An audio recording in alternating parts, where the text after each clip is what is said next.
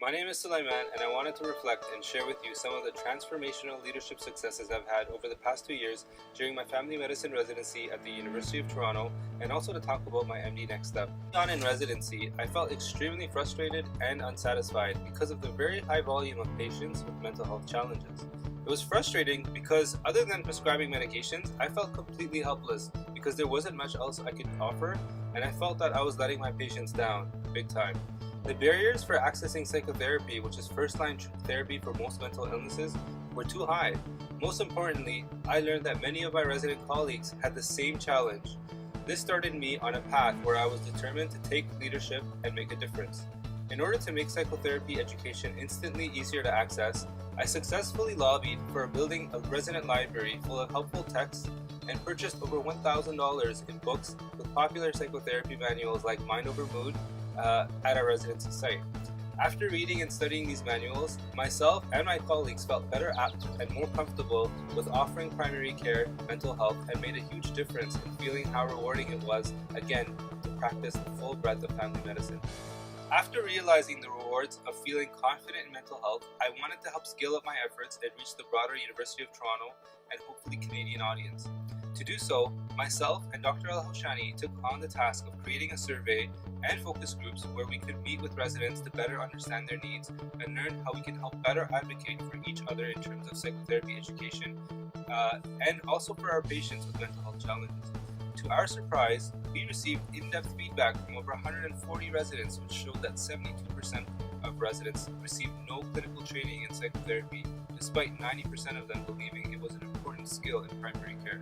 To help disseminate our research, we're super grateful for having the opportunity of presenting our findings at 3 conferences and counting. Our current project, especially as I transition to practice, will be to increase psychotherapy training among family medicine programs to make mental health care access easier for patients and more rewarding for practitioners. Given all the action happening between the government and the Ontario Medical Association, I also wanted to get involved with medical advocacy and join the North York section of the OMA. Within a short period of time, myself and the section chair, Dr. Michael Perret, created a series of 8 talks called Med Talks. Each event included prominent physician advocate speakers who volunteered their time at a local restaurant to present both sides of contentious issues and creating meaningful dialogue and allowing a social atmosphere outside the work setting for residents and physicians to unwind and share ideas on sensitive but important topics. Best of all, it was free for all residents and physicians, and I was able to help secure hundreds of dollars in external sponsorship. But by far, my favorite of all my leadership experiences has been with the Resident Wellness Committee, where I was able to do what I love most, and that is planning and organizing super fun events and retreats that brought my fellow residents and their significant others to enjoy awesome ethnic foods, experience amazing activities like group escapes, and also share our highs and lows together and give each other helpful advice on how to succeed in practice and life in general. Even studying for our licensing exams turned out to be a fun social event, as I made it a priority to ensure that our mock exams were well catered. The greatest part of all was that we enjoyed all these events and yummy food at no cost at all to any of the residents, as I was able to help raise $5,000 in external sponsorship. I also helped mentor my fellow residents on how to secure this funding so that residents could have these amazing opportunities for years after. Moving forward, I plan on continuing to develop my leadership skills to help those most at need. I'm continuing my advocacy for medical trainees and physicians by helping to build quality and easily accessible training on areas of need such as mental health and psychotherapy. And I'm currently building online automated modules for cognitive behavioral therapy for illnesses like insomnia, chronic pain, and mood disorders. From the patient side, in addition to working on public health education, I'm also excited to start working for a new initiative called MD Connected that uses telemedicine to offer primary care to patients in remote areas. Finally, I hope to continue working with organizations like the OMA to work on physician and patient advocacy, and also working in academia and teaching to do my part in helping to train the next generation of phenomenal physicians. Thank you.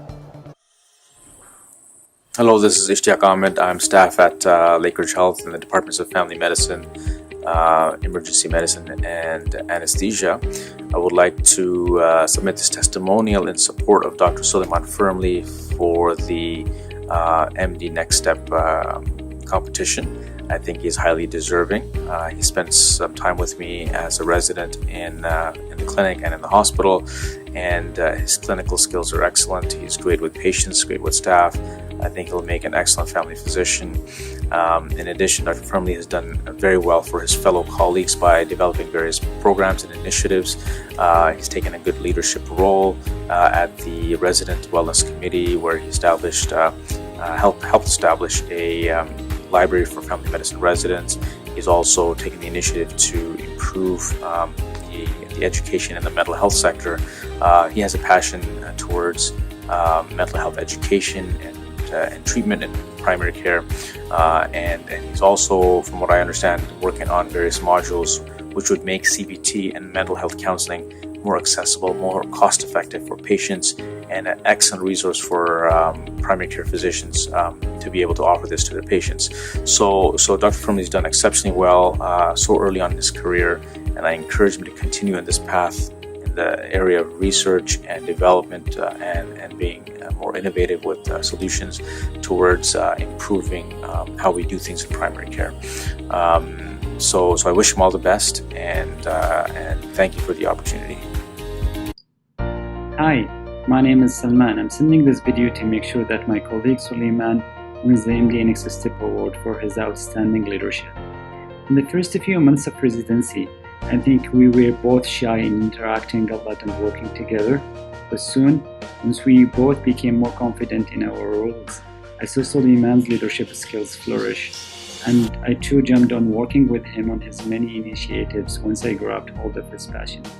Suleiman was a great mentor, as he helped me to realize how much opportunity there is in helping to fill the many gaps in our system and to help make our residency environment a better place.